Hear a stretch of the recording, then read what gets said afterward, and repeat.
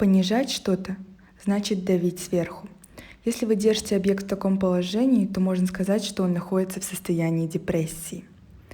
Атлас, один из титанов, был убит после его участия в войне с олимпийскими богами, учитывая наказание в виде вечного удержания неба. Только глупец принял бы неподвижность, застой и подавленное состояние Атласа за слабость. Неужели они не видят, что он несет на своих плечах всю тяжесть мира? Когда я вижу Атласа, несокрушимого, я вижу воплощение силы. Обреченный вечно нести этот груз, он не позволил ему раздавить себя. Я бы не стал его винить, если бы он это сделал. В конце концов, вечность — это долгий срок.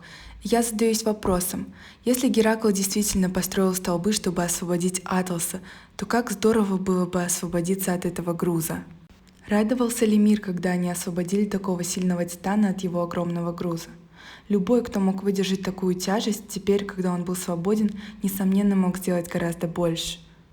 Жить значит нести груз. Некоторые веса берутся добровольно, а другие навязываются нам. Некоторые мы можем вынести, в то время как другие начинают давить на нас, и как Атлас мы можем впасть в депрессию под этими тяжестями. Причина веса, который мы все несем, сложна и вряд ли сводится к одному фактору. Наши веса создаются как биологическими, так и экологическими факторами. Ваша физиология, ваша психология и ваше общество — все это переплетается, образуя уникальный груз, который вы несете. Рассматривать депрессию через призму силы или слабости бессмысленно. Так много переменных вносят свой вклад в вес, который несет любой человек, и он в основном невидим нам. Мы можем видеть позволение индивидуума — это то, что вес стал слишком тяжелым для них. Вопрос не в том, почему вы не можете поднять этот груз, а в том, как я могу помочь вам поднять его. Даже когда Атлас нес всю тяжесть мира со своей божественной силой, он все еще нуждался в помощи Геракла, чтобы освободиться. И мне интересно, насколько лучше был мир для этого. По данным Всемирной организации здравоохранения, депрессия является ведущей причиной инвалидности по всему миру. Представьте себе, сколько человеческого потенциала мы могли бы высвободить, приняв этот коллективный вес, оторваться от мира и помогать людям нести свой груз. Мы прошли долгий путь в борьбе с депрессией. Мы перешли от теории гуморального дисбаланса к теории химического дисбаланса, который проявился сам по себе в различных лекарствах, которые помогли многим людям. Нейробиология получает более глубокое понимание нашего мозга и даже движется мимо этого упрощенной модели.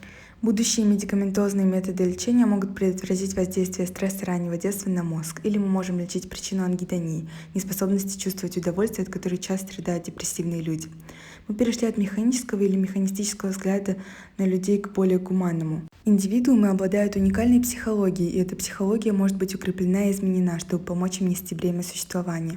Это проявилось в различных методах лечения, таких как когнитивно-поведенческая терапия, которая оказалась очень эффективной при лечении депрессии. Поскольку мы лучше понимаем физиологические и психологические процессы, мы можем лучше структурировать наше общество, чтобы помочь уменьшить нагрузку, которую мы возлагаем на других. Мы можем освободить людей от этого огромного груза, который блокирует их полный потенциал, и нам всем будет лучше от этого. Если вы чувствуете, как тяжесть вашего существования давит на вас, пожалуйста, обратитесь за помощью.